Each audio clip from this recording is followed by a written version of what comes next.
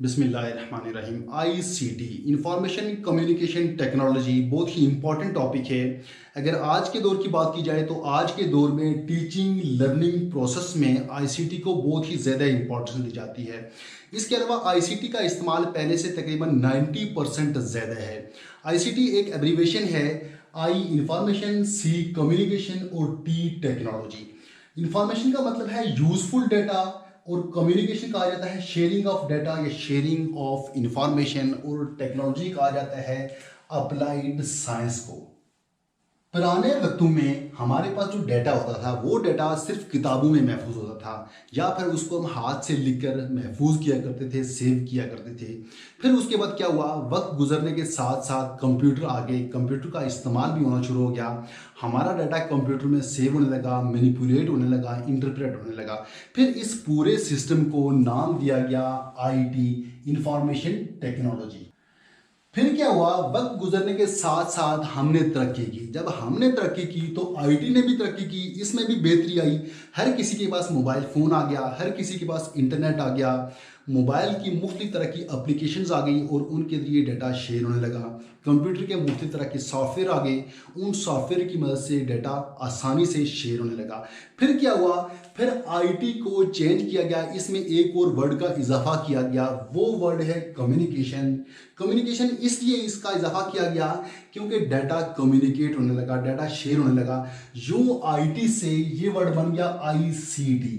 IT की एक broader term है जिसमें कम्युनिकेशन की तमाम टेक्नोलॉजी आती हैं, जैसे internet, wireless networks, cell phones, software etcetera. ICT को अगर मुख्तसर अंदाज में बयान किया जाए तो यूं हो सकता है, information technology plus telecom technology is equal to information communication technology. उम्मीद करता हूं कि आपको ICT की समझ आ गई होगी। आगे चलते हैं यूजेस ऑफ ICT के अगर मैं आपको यूजेस बताऊं तो मेरे ख्याल में ये मुमकिन नहीं है कि मैं वन बाय वन सारे यूजेस आपको बता सकूं। अलबत्ता मैं ICT के 10 बड़े यूजेस आपको बताने की, समझाने की कोशिश करूंगा। ICT का जो सबसे बड़ा यूज है वो है डिस्टेंस लर्निंग। ICT का तो आपको पता चल गया कि ICT में डाटा कम्युनिकेट होता है, डाटा की शेयरिंग होती है। जब डाटा शेयर होता है तो डिस्टेंस लर्निंग भी बहुत अच्छी तरह से हो सकती है। टीचर और स्टूडेंट्स के दरमियान हज़ारों मील का डिस्टेंस हो सकता है और उस डिस्टेंस का इस लर्निंग पर कोई फ़र्क नहीं पड़ता।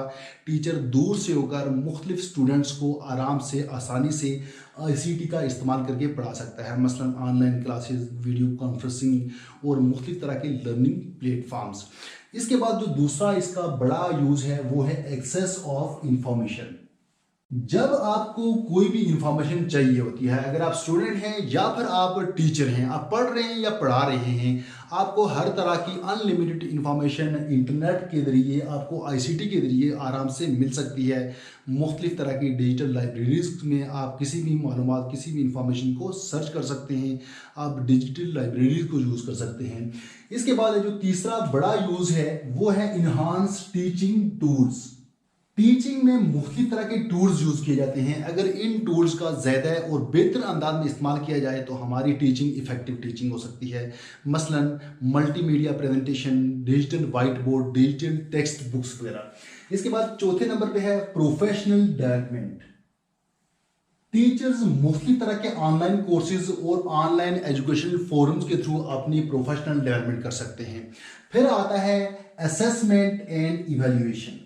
मुख्तलिफ तरह की असेसमेंट और इवेल्युएशन के लिए ICT टीचर्स की भी हेल्प करती है और साथ साथ स्टूडेंट्स की भी हेल्प करती है। मसलन teacher can track students progress, online quiz, online test. इसके अलावा मुख्तलिफ तरह के टेस्ट, ऑनलाइन टेस्ट और इवेल्युएशन के लिए ICT को यूज़ किया जा सकता है। फिर नेक्स्ट है इंटरेक्टिव लर्निंग।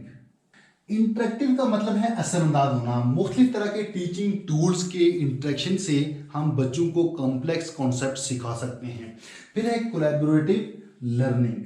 कोलैबोरेटिव का मतलब है मिलजुल कर सीखना। कोलैबोरेटिव लर्निंग मिलजुल कर सीखना। मिलजुल कर हम कैसे सीख सकते हैं? जब हम मुख्तलिफ तरह की एप्लीकेशंस को यूज़ करते हैं, मसलन जूम को यूज़ करते हैं, तो जूम में क्या होता है, टीचर और स्टूडेंट्स दूर दूर होते हैं, उनमें डिस्टेंस भी होता है, डिस्टेंस लर्निंग भी होती है और साथ साथ वो मिलकर सीखते हैं, उनकी कोलैबोरेटिव लर्निंग भी होती है। टीचर और स्टूडेंट्स सीखते हैं, फिर स्टूडेंट्स और स्टूडेंट्स भी जूम को यूज़ करके ग्रुप की शक्ल में, ऑनलाइन ग्रुप की शक्ल में होते हैं, और जो उनकी लर्निंग होती है वो कोलैबोरेटिव लर्निंग होती है आईसीटी के थ्रू।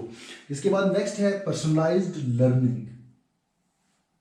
आईसीटी के जरिए स्टूडेंट्स की इंडिविजुअल नीड्स को टीचर्स हर एक स्टूडेंट्स की जो इंडिविजुअल नीड्स हैं उनको भी आसानी से पूरा कर सकता है, उनको भी देख सकता है। इसके बाद नंबर 9 है इंक्लूसिव एजुकेशन। वो बच्चे जो डिसेबल हों या उनमें कोई माजूरी हो, तो उन बच्चों को आईसीटी के जरिए टेक्नोलॉजी के थ्रू बेहतर अंदाज में पढ़ाया जा सकता है, बेहतर अंदाज में सिखाया जा सकता है। इसके बाद लास्ट पॉइंट है हमारा पेरेंट टीचर कम्युनिकेशन। ये बहुत इंपॉर्टेंट पॉइंट है, पेरेंट टीचर कम्युनिकेशन के, बच्चों के वालिदैन से कम्युनिकेशन करना, उनसे कम्युनिकेट करना। उनसे कम्युनिकेशन कैसे हो सकती है? आईसीटी के थ्रू इंतहाई आसानी से हम कर सकते हैं। हम मोबाइल फ़ोन से उनसे रब्ता कर सकते हैं, हम इंटरनेट का कोई और सोर्स यूज़ करके, कोई और एप्लीकेशन यूज़ करके उनसे हम रब्ता कर सकते हैं। हम व्हाट्सएप ग्रुप बना के उनसे आसानी से रब्ता कर सकते हैं। ये एक बहुत ही इम्पॉर्टेंट टॉपिक था और उम्मीद करता हूँ कि आपको इसकी बहुत अच्छे तरीके से समझ आई होगी। तो मिलते हैं नेक्स्ट टॉपिक में, तब तक के लिए अल्लाह हाफ़िज़।